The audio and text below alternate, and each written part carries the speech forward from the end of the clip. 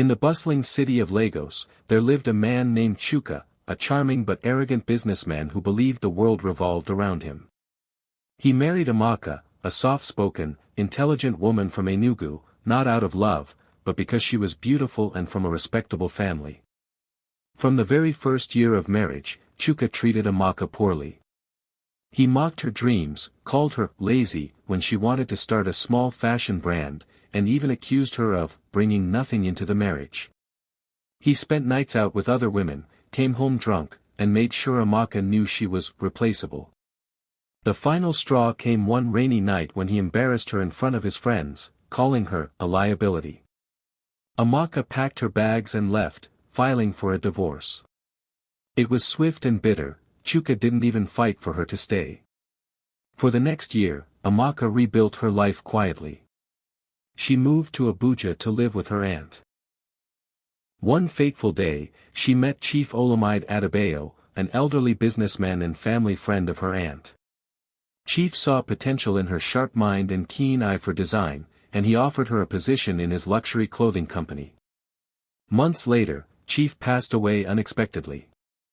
To the shock of many, his will left the entire company, a chain of luxury stores across Africa, to Amaka, along with a sleek Gulfstream G650 private jet he had purchased for international business trips. Overnight, she became a multimillionaire. Life was sweet, and Amaka was now running the company with grace and class. A year after their divorce, Amaka received a gold-trimmed wedding invitation in the mail. It was from Chuka. "You are specially invited to my wedding ceremony with my soulmate, Nkechi.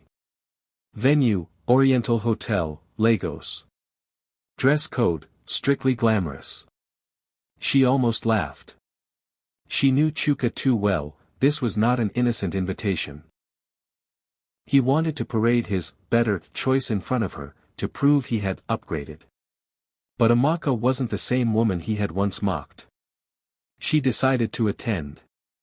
Not to beg. Not to fight. But to walk in like the storm she had become. On the big day, guests were stunned when a white Gulfstream jet landed at the private airstrip near the venue. Out stepped Amaka in a custom gold mermaid gown, diamond earrings glittering under the sun. Cameras clicked wildly, even some of Chuka's friends ran to greet her, shocked at her transformation. She arrived at the Oriental Hotel in a black stretch limousine with security escorts. When she entered the hall, the chatter stopped. Heads turned. Chuka's face drained of color. He had expected a broken woman, maybe even one wearing cheap lace to watch him move on. Instead, she was walking in like a queen, her aura commanding the room. He stammered. Amaka, you came." She smiled sweetly. "Of course, Chuka. I wouldn't miss your big day for the world." The whispers around the hall grew louder. "Is that not Amaka, the owner of Adebayo Luxury? She's worth billions now, oh. And that jet outside? Nah, her own."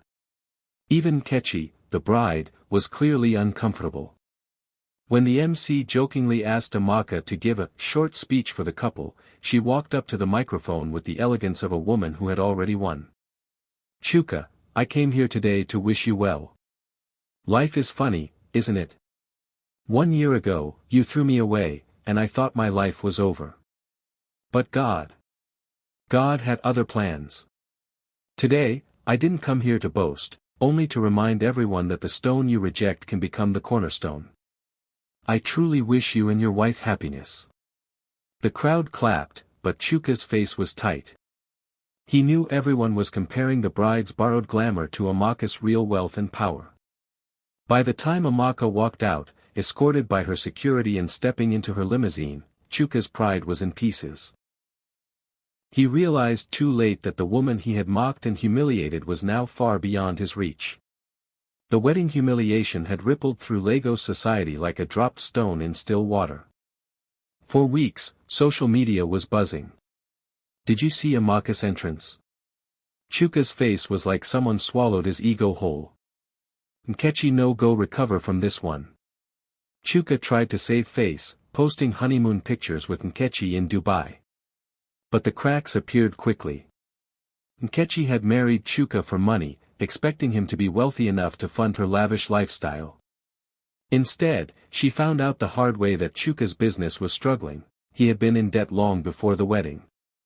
Meanwhile, Amaka's luxury company, Adebayo Royale, was expanding. She opened new branches in Johannesburg and London, making her the face of African luxury fashion. She kept her focus sharp, refusing to be distracted by her ex-husband's antics. One morning, Amaka was in her office when her secretary walked in with a sly smile.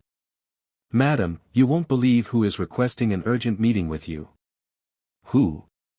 Amaka asked, not looking up from her files. "Mr. Chuka, and his wife, Nkechi." Amaka paused, letting the name roll in her mind like distant thunder. They arrived looking worn out. Chuka's suit was slightly frayed, Nkechi's once glamorous makeup barely masking her stress. Chuka cleared his throat. "Amaka, we need a business partner. Our company needs funding to survive." Amaka's lips curled into the faintest smile. "Oh. You mean the same company you told me I wasn't smart enough to help manage?" Nkechi shifted uncomfortably. "We know mistakes were made, but if you could just invest." Amaka stood up, walking slowly around the table. Her diamond heels clicked like a metronome of judgment. "You invited me to your wedding to humiliate me. Now you're in my office asking for help. Life is really a movie." She leaned close to Chuka's ear. "The answer is no. But I will pray for you." Within months, Chuka's company folded. His cars were repossessed, and his name appeared in the newspapers under "businessmen in debt." Nkechi quietly moved back to her parents' house, leaving him with nothing but his pride, now in tatters.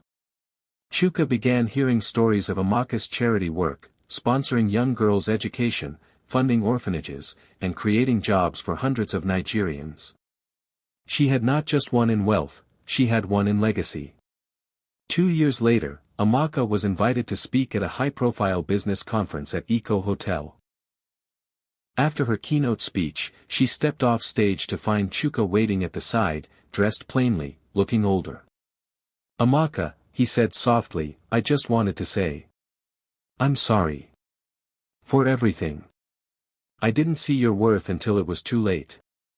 Amaka looked at him with calm eyes, the kind that had seen storms and survived. "Chuka, I forgave you a long time ago. But remember this, when you treat someone badly, you're not just breaking their heart, you're writing your own downfall."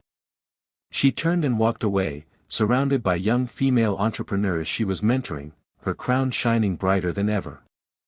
Chuka watched her leave, finally understanding that some losses cannot be undone, and some women, once disrespected, will rise so high you'll need binoculars just to see them. Revenge is not always loud.